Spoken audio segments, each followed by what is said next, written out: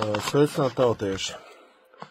Vēlējos apsveikt Latviju ar neatkarību, ar dzimšanas dienu, 18. novembris kā nekā. Un, uz šodienas atrodos gaismā, nosacītā siltumā. Paldies volontieriem! Atrodos es Ukrainas teritorijā. Vēl līdz šim pašam brīdim nemaina uzskats to, ka atrodoties šeit cīnoties pret Krievijas ordu, mēs izcīnām brīvību arī Latvijai. Un vēlējos visiem atgādināt tādu nelielu sīkumu, kad ko nozīmē brīvība, cik ļoti viņa maksā.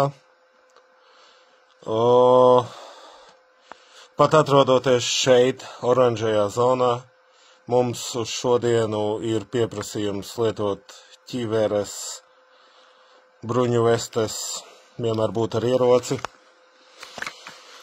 Un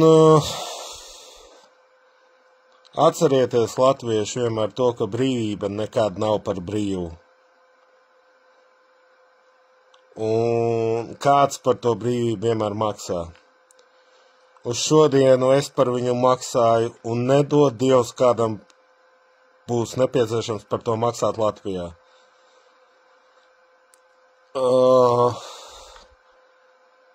Vēlreiz šī dienā gribēju izteikt pateicību Latvijas volontieriem, kas man ir palīdzējuši un palīdz līdz šim pašam brīdim. Arī vēlējos izteikt Ukrainas volontieriem, uz šodien īpaši Oļai. Oļa, ďakuj za допомогу. И дякую за возобновление транспорта для нашей эвакуационной группы. Un, mēs turpinām cīnīties, un katrā gadījumā, lai vai ko politiķi teiktu, lai vai kā būtu tas politiskais skatījums uz dzīvi, uz šodienu, mums, kā arī jums, dargie latvieši, nav izvēles. Mums ir jācīnās par savu brīvību.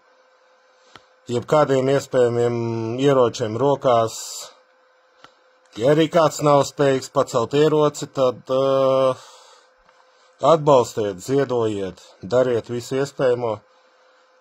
Mums ir jāaizstāv brīvību, tautu brīvību, teiksim to tā.